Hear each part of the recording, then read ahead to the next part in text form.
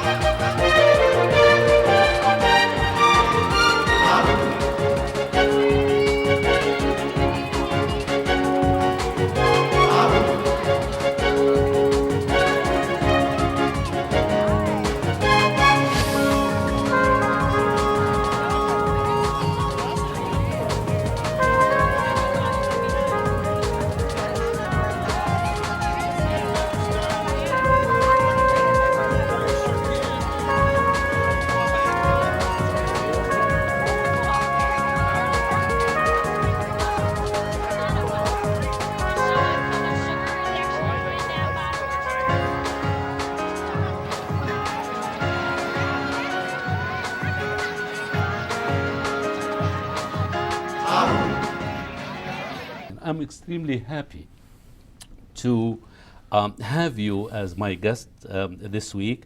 I am honored, Mr. Deeb, to be in your presence, and I am positive that all our viewers are so happy to see you tonight. Can you shed some light, Mr. Deeb, about your journey from the beginning? Or before that, I want you to tell our viewers what you are doing currently. Now, describe a day of work that Deeb is performing. Thank you for the compliment. I appreciate it very much. I'm a native Detroiter, born on the east side of Detroit. I went to and graduated from Eastern High School on Mack and the Boulevard. Yes.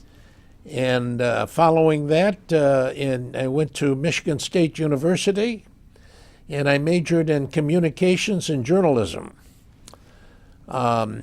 In between the summers and what have you in school, I worked with my father's convenience stores to help them out with my mother and father and my brother and sister. We all worked together. And then when I went to MSU, I helped co-found the College of Communication Arts. They had just started it, but we founded it, and I studied it. I went to school on a music scholarship. I played clarinet in the marching band, and that paid for my tuition. And this was along with your colleague from different community, That's namely the Jewish community. Well, because... And maybe you were a pioneer in networking and interacting with a very diverse group. Not only that, but you had to know how to perform the clarinet and to get a college scholarship, which I did. Then I graduated. I then went into the Air Force. I served in the Air Force and Air Force Reserves. And from there, I started my career in a food business newspaper. I was the production manager. It was brand new. Not food critic, no, right? but eventually I became the editor of this newspaper, and we did all kinds of work for the food industry, the grocers, the suppliers, the brokers, etc. And from there, I eventually became the chairman of the Michigan Food and Beverage Association. We built it from nothing to about approximately 12,000 members. And in addition to that, we also formed the Michigan Youth Appreciation Foundation. We had problems with the children, and we formed Metro Detroit Youth Day. All of this has been taking place over the years. I will celebrate my 55th anniversary as a business leader, if you will, in June 1 of 2016. Wow, 55 years. 55 years. And I've been very pleased in this career. It's a wonderful career. I've had a chance to deal with a lot of young people and teach them about the business world, how to succeed, how to open your stores, and all this sort of thing. And in addition to that, I've been involved with the starting of the Business Association at Eastern Market. And they asked me to run that in addition to what I was doing. We did that from 1973 to 2005. And we helped reactivate, rejuvenate Eastern Market to today. It's a wonderful organization. More than 50 years of serving the community at large. The entire state of Michigan, building bridges between various communities, resolving conflict, creating scholarship to the youth. How it's evolved over the years since that particular started, what, in the 60s, early 60s? I would say started approximately probably 68, 69. Okay.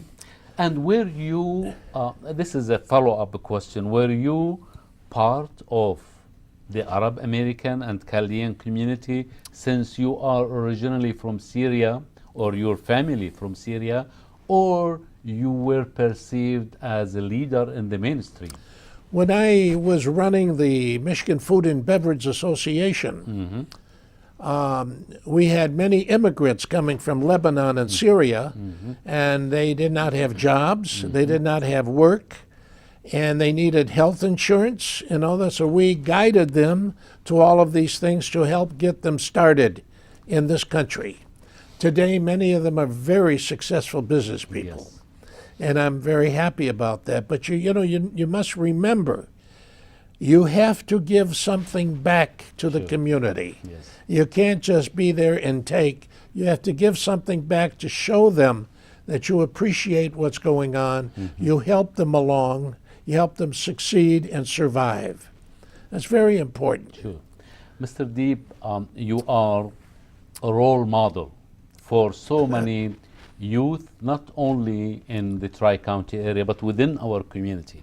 I know that so many people are interested who are viewing us tonight to know about one of your major accomplishment, and I'm sure it's real dear to you, which is the youth issue. I'm sure. Do you follow up? It started when? That started in 1981. 81 up to now. Yes. Do you follow up? Do you get feedback from? Absolutely. We started with, in the first year, 1,100 children, and we started with 100 volunteers. Okay. Last year, in 2015, we had 34,000 youngsters. We had 1,600 volunteers. We had 360 organizations that participated. Wow. It is the largest youth organization in Michigan and probably the Midwest of the United States. President George Bush presented us with the Point of Light Award when we started this to help bring peace in the community. Okay. And when you talk about so many thousands of youth participated along with so many organizations, volunteer, what was the nature of the activity? What did they do exactly? Well, we have all kinds of activity. We have races, we have sports, baseball, we have football, we have the Lions and the Tigers and everybody helping these kids, guiding them along. We have stage performances, dancers and singers. We have sports athletes addressing the kids to inspire them. We have all kinds of workshops there that kids can go to and learn something from it. It's a phenomenal thing. I mean, I can't imagine how quickly it's grown to be what it is. I am sure I always see you in so many activities, scholarships, annual celebration for various community organization and mainstream organization.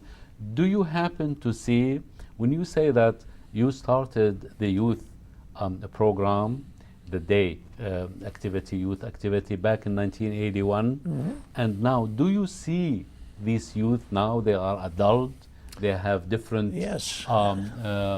professions, different skills.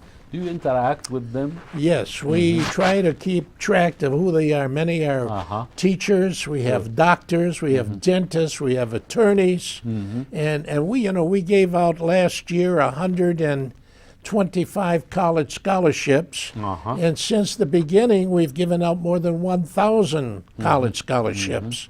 So we know it's paying off for these kids to come back and lead the city and be our future leaders. I know that you initiate this scholarship, at least in our community, because I know from my experience at the ACC and other Arab American and Chaldean organizations, they follow suit. We have now ACC, they offer 50 scholarship, Access offer so many, and the Chaldean Federation But you started this. You the pioneer. Well, the reason we started it was we wanted to show the community that we cared about them. So we started the Youth Day.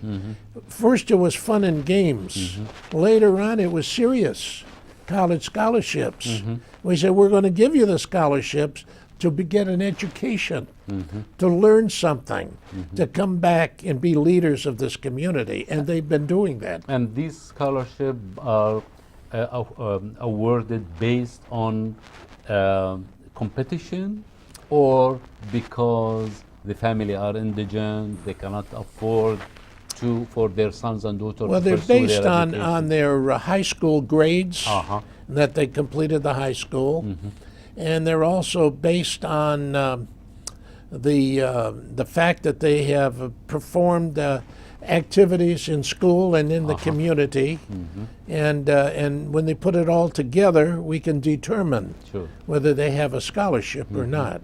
Mr. Deeb, you have been referred to as the champion of small businesses, the dean of association executive, and the negotiator, among so many other things. Which one you think is the closest to Deeb?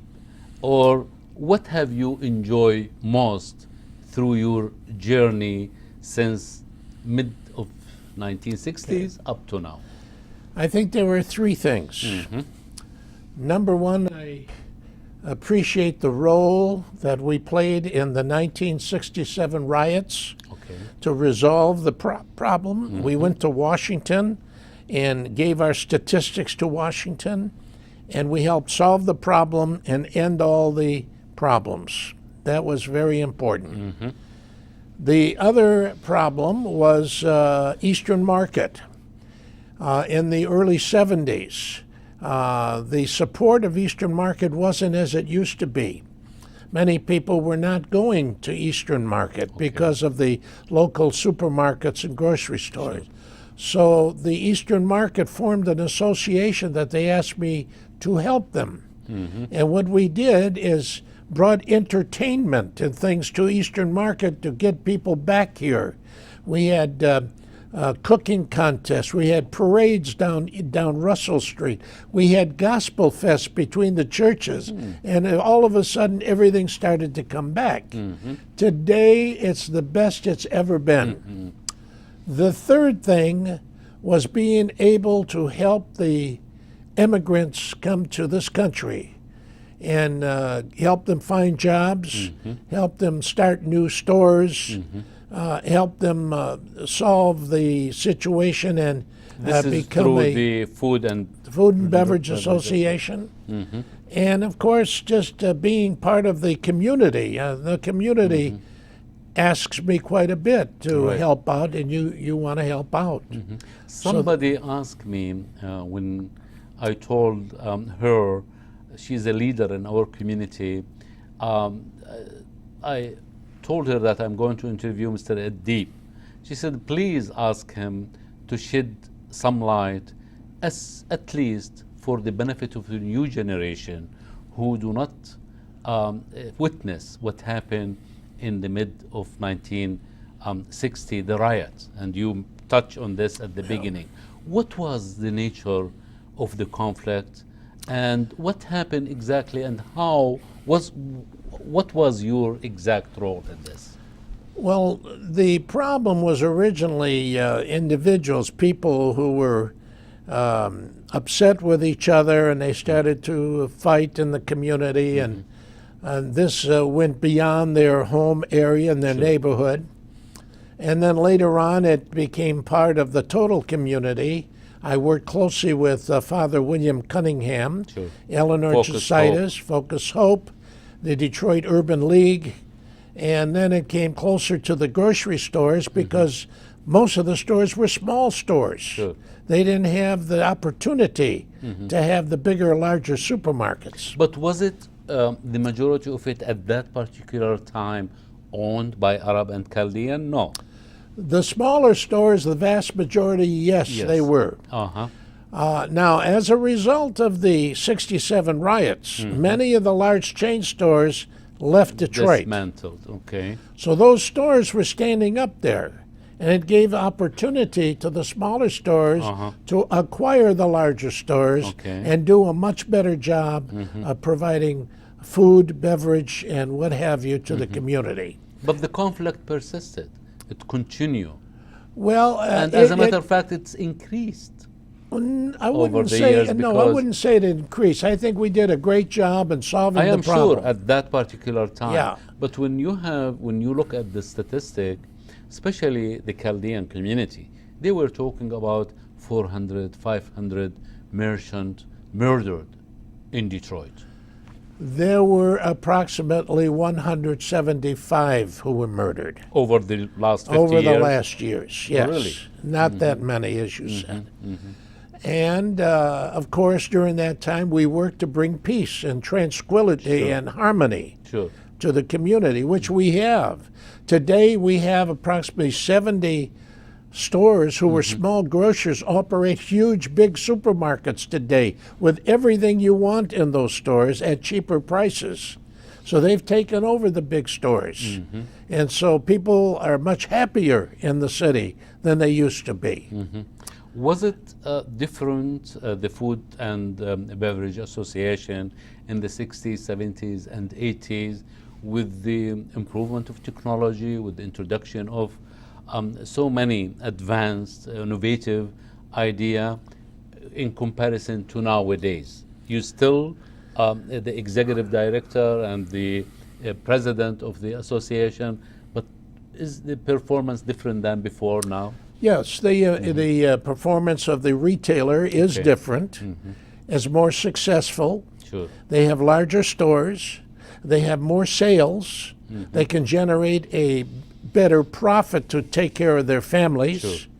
They have better prices for the neighborhood to purchase their product. So I would say, by and large, the Chaldean and Arabic stores are much better today and more part of the community than they were 30 years ago. And you are optimistic about the new positive development that's taking place now in Detroit. Do you see these huge companies coming back to Detroit when they close their stores, the huge stores in the 60s and the 70s? Do you see this as possibility? You see, the large stores left the city because there wasn't any volume. Right. People were leaving the city, so they weren't generating any sales. So they left. Now what's happening, they're coming back. You have Myers coming back. You have, Quick and Loan? you have them coming back. You have all kinds of stores coming back to the city now because it's vibrant. Right. It's growing again. They want to be part of that, and I can understand Do you that. agree, Mr. Ed Deeb, and you are well versed about not only Detroit but the entire state of Michigan, when critics describe Detroit nowadays as a divided city, sharply divided between those who have and they own the majority of property and businesses in Detroit and those who have not, and they are very poor. I think today we are in a better situation than we've been in many, many years. Okay. People have a better optimistic view. They can go into the stores and feel confident. Okay. They get better service. The customers are more polite and helpful. It's a whole new ballgame today compared to 1967 and 1970. I used to get calls from people who were upset with store owners, and they were picking in the stores. Sure. And the store owner called me, said, "Ed, you got to help us." So I'd go to the store, and I'd see the people outside, and I'd get the store. I says, "Come on inside, let's talk. What's the problem?" He said, "The problem is this." I said, "Are you going to solve the problem?" He said, "Yes." I said, "Shake hands." He leaves, he does the problem, and I go home happy. You were a champion, a hero to the late Mayor Coleman Young. We were very close. He understood what we were doing. In fact, I went to Eastern High School. It's the same high school He went Coleman to. Young went to, as a matter of fact, yes. And he used to love going to Eastern Market all the time. He loved getting watermelons from the Jim Vitale, the watermelon man, and all the time. How do you feel, Mr. Deeb, working with people from different background? People are different than you. I know that this state and the entire United States of America is built on diversity, and it's important diversity. How do you feel working with others, especially African American? I feel very good about it because I get along with everybody. I can stand on the corner in Eastern Market, and in 5 minutes I see all of the people of all the nationalities walk by. Okay. All happy, all buying things, shaking hands, carrying their kids. It's a whole new game, and you get all the youngsters moving back to Detroit. Sure. You have all the new restaurants downtown and in Midtown. You have more grocers wanting to come in. The city is turning around rapidly, and I'm glad because we needed that. You are very close to the entire Arab American and Chaldean community. As a matter of fact, as we discussed earlier, you are American of Arabic descent. Your dad and your family came from Syria at the turn of the century, Yeah, but my father you born and raised in this country. Do you identify yourself as Arab American when you are awarded, like President Bush gave you a Point of Light, 1,000 Point of Light award, and Detroit Free Press, Detroit News, so many other organizations? Were you perceived as Arab American or as a mainstream Well, that's leader? a very good question. Now, you know, these awards that these various people and the President of the United States and others give out Sure. is for the job you did. It doesn't make any difference what your ethnic group, your nationality is. So if I was given a high honor and I accepted it, deep down in my heart, I am accepting this for the Arab American people in the United States because I'm one of them. Right. And if they're not all getting awards, I hopefully am getting that for them. And how you are perceived by the Arab American? I mean, That's a good question. I hope that the Arab American community, the Chaldean community, have done so much for them over the years, would have a good word for me if they were ever asked. But of course, I can't tell them what to say, so I don't know. Sure, but I mean, you have witnessed the beautiful journey of the entire Arab American and Chaldean, comparing to other ethnic communities, not only in Michigan, but in the entire United States. They did great job in terms of anything you think of, especially education, but they lack involvement in the American culture and American way of life. Do you agree with that? Yes, I think that the Arabic American and Chaldean community have come very far as successful business people, lawyers, doctors, you name it. They've come a long Business way. people, small businesses. Now, you know, you yes. have to remember our heritage. Sure. Our heritage, if you look back, our forefathers were the founders of philosophy, medicine, business. They were the founders of mathematics, and even algebra was named after Al-Jabr. Yes. You know, all these kind of Jabir things. bin Hayyan. Yeah, all of these things. So, you know, they had a wonderful background. I'm just hopeful that they can solve the problems in the Middle East so that we can get to where they're all united and bring back that pride of having all of these wonderful things going on. Do you follow up on what's happening in the Middle East? I do I'm follow. sure that it Of course hurts. I do. It's It not a hurts good you. thing. Yeah. And you told me earlier that you have been in the Middle East. I have Tell been. us about was it the first time in the Middle Yeah, East? my son wanted to give me a birthday present about 9 years ago. And he said, Dad, mark these dates down. They were late July, early August. He said, I'm taking you to the Middle East. I said, the Middle East? He said, yeah. So we took off for Syria, landed in Damascus, went throughout all of Syria, went to Lebanon, went throughout all of Lebanon. Then we went into the Holy Land in Jerusalem and did all the wonderful tourist things there. And then we, from there, went to Jordan. Uh-huh. We went to Tetra. We saw Petra and all of these things, and the desert where they filmed the Lawrence of Arabia, and all of that. That was wonderful. Then we flew back from Amman, Jordan. It was a wonderful trip. Lasted about 2 weeks. And very proud to see the land the way people lived it in those days.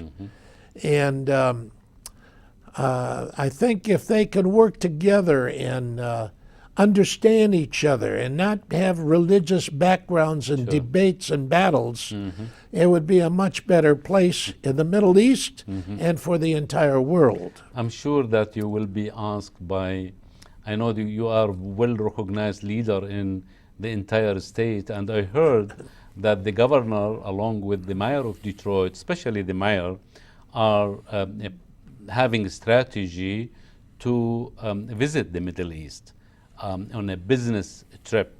I am sure that you will be the best person to represent the community and to interact with various group of people in Jordan or Dubai or Saudi Arabia or Abu Dhabi or even Lebanon. Would you accept that? I don't know. I know the mayor or the governor would pick outstanding individuals to go with them. Whether they choose me or not, I mean, you are a businessman. You are one of the most. I understand that. Yes. We'll see. If they ask, I have to make a decision. Right now, I don't know. Sure. If you were to evaluate the last 50 years or 55 years, you said earlier, of your career, your accomplishment, what is the story you would tell others about your legacy? Well, if you study hard and graduate college and get a nice job, not only do you work at your job and take care of your family, but you have to give back to the community. It's a great feeling to give back to an area that needed help and see how they prospered, to see how better off they are. And it's been wonderful. In my case, I was the first graduating class in communications at MSU. One of the things I did is help co-found the Alumni Association for the college, and served as the first president. They ran an article in Detroit Free Press about this. Yes, and were you close to the late Mike Berry? Very close. Michael Berry and I were asked 5-6 years ago to serve as co-chairs of the Arab American Studies program at the University of Michigan, Dearborn. So we did do that. And we started to bring people together to hold meetings and to plan for events. And but the problem was the college had too many instructors for a short period. They left, they kept back and forth. So it could have been better than it was. Are you affiliated with educational institution other than Michigan State University and the University of Michigan to benefit the youth that you are working on their behalf? We have 16 colleges and universities that work with us on the Metro Youth Day. They have little tents set up along College Row, and the kids are able to go and talk to the people and get little souvenirs as to what they want to study when they go to college. It's a wonderful relationship. When you say, when you talk about the youth in Bill I, it's part of Detroit, obviously, where the majority of the youth, the students are African American, or they are very diverse? I think it's a diverse crowd mainly, but most of them are African American. And our goal is to try to inspire them to do the most good. We want to inspire these kids to be our future leaders, go to college, become educated, and eventually come back and be our future leaders. That's what we do. As you know, Mr. Deeb, everything in America evolves around money. When you talk about scholarship, when you talk about youth, inspiring youth, and give them the opportunity to excel, this needs money. Who funds your organizations? Like anybody else, you ask for sponsors. Fundraising. And sponsors who are interested in helping the children and helping education will help you by donating scholarships or whatever, and you pass it on to the kids. Okay. And they graduate and they get at least 1 or more years of free tuition at various colleges. So it's a good thing. Can you talk about current issue like election today? We have election in Michigan. And how do you perceive this huge controversy, especially over the candidate from the Republican Party? All I can say to you about that is there have been many unhappy people in this country over the chain of events that have taken place in the last 7 or 8 years. In the entire United States. And it's cost them money, and they're worried about it. Where do we stand? Where are we going? Okay. Plus the debt, which is $800 trillion or whatever it is. Sure. How are we going to reduce the debt and assure that I'm still going to have a pension? Sure. How am I going to assure that Social Security is still going? How can I reduce the medical bills that people are getting? These are the questions that I hear over and over again. Who would be the best among all candidates in both parties that will fulfill your inspiration? I really don't know. I don't think I should answer that question. No. Are you Republican or Democrat? I can't tell you that either. I'm for whoever the best person is. To the country, to the entire country. Yeah. What would be the next 10 years look like in your opinion? What would you change or do differently the next 10 years? Well, first of all, let's start with Detroit. Okay. Detroit is coming back. It's becoming very good. Many people coming back buying homes. Sure. Many business people are coming. Detroit is going to be okay. Sure. As far as the country Is it because of the leadership? Oh, definitely. So leadership play we have a good role. leader. We have a good city council. They all are working together. That's important. Sure. You know, as far as the other people want to feel comfortable, they want to know that things are going right. They don't want to have to worry about their pension money or their jobs or anything like that. And so the best candidates are going to realize this and do something about it. And that's what we want done.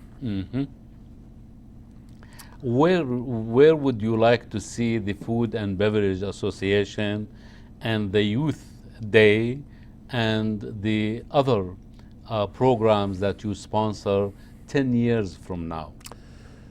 Well, are there any strategy and vision? Well, the Food and Beverage Association and our sister organization, the Business and Professional Association, are constantly out there to assist businesses.